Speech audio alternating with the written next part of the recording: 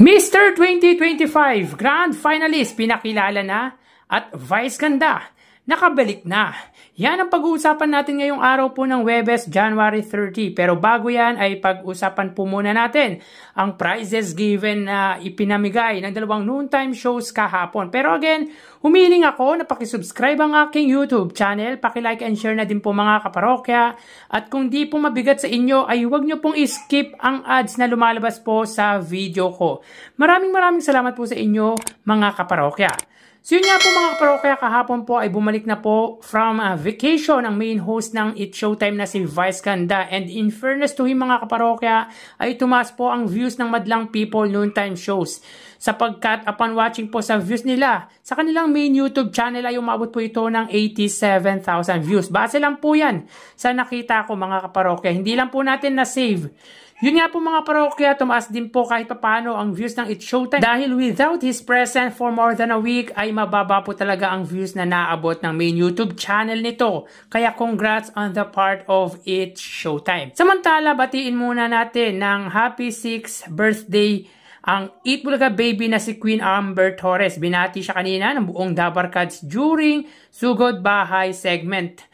Na naging emotional ang bata dahil naging part siya at nag-celebrate siya kasama ang Dabarkads family. Ang gusto nito ay magkaroon daw siya di umano ng billboard. Well, hindi po imposible yan mga kaparokya dahil unti-unti na siyang nakikilala at naniniwala ako na sisikat pa siya. So again, happy birthday Amber Torres. Kanina din po mga kaparokya ay in-announce na ang 6 grand finalist ng Mr. 2025 na gaganapin sa Sabado at ito nga po ay sina John Chris Corpus, Jonathan Montes, Jason Danza, Gerardo Ponget Heraldo, Joshua Vicentino at Jason Guamo. Sayang at hindi napasama ang bet ko na si Borog, yung naka-acting ni Miles Ocampo. So yan po mga parokya ang 6 finalist ng Mr. 2025. So kayo mga parokya, sino ang bet nyo sa mga yan? Please comment down below.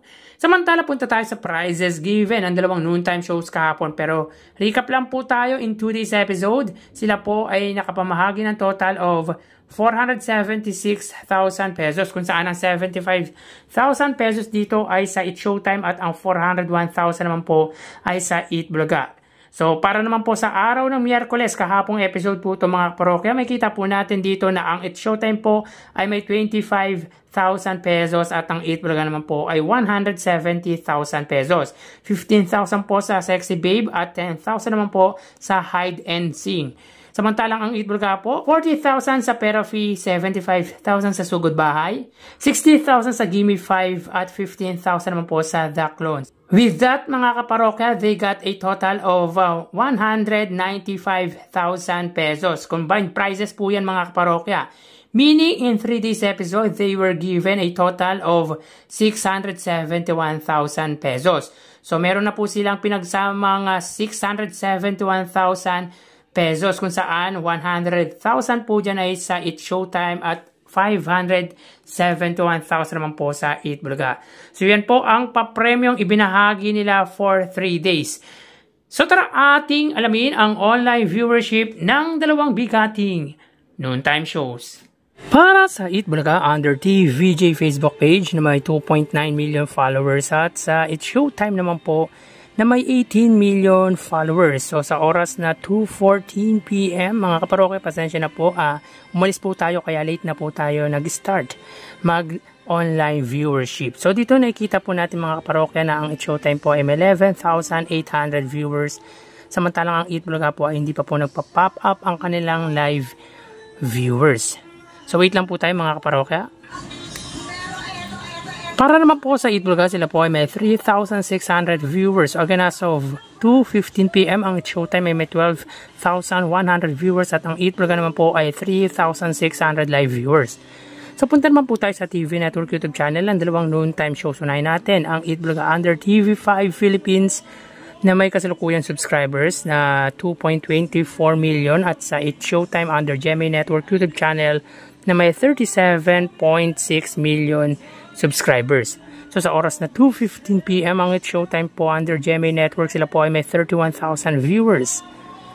Ang Eat Bulaga naman po, sila po ay may 25,000 live viewers under TV5. So again, as of 2:16 PM, ang It's Showtime under GMA Network, sila po ay may 32,000 live viewers at ang Eat Bulaga naman po under TV5 ay may 25,000 live viewers. Mapunta naman po tayo sa main YouTube channel ng Dalawang Noontime Show. So unahin po natin ang It's Showtime under ABS-CBN It's Showtime na may 2.5 million at sa Eat Bulaga naman po under Eat Bulaga TVJ YouTube channel na may 1.28 million subscribers. So sa oras na 2:16 PM ang It's Showtime, sila po ay may 81,000 or 82,000 viewers. Ang Eat Bulaga naman po, sila po ay may 105,000 live viewers. So again, as of 2:16 PM ang It's Showtime, sila po ay may 82,000 live viewers at ang Eat Bulaga naman po ay may 105,000 live viewers. So ang kasalukuyang segment po ng It's Showtime ay Hide and Sing at ang Eat Bulaga naman po ay The Clone. So bali ang total na nakuha ng Dalawang Noontime Shows ay ang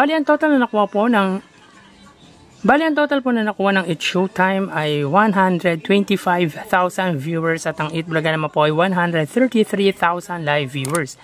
So again, ang It's Showtime po ay nakakuha ng total of 125,000 total viewers at ang Eat Bulaga naman po ay 133,000 total live viewers. So medyo dumikit po ang views online ng Dalawang Noontime Shows pagdating po sa late hour ng kanilang episode today. So yan po, lumalabas sa kanilang online viewership as of 2:18 PM.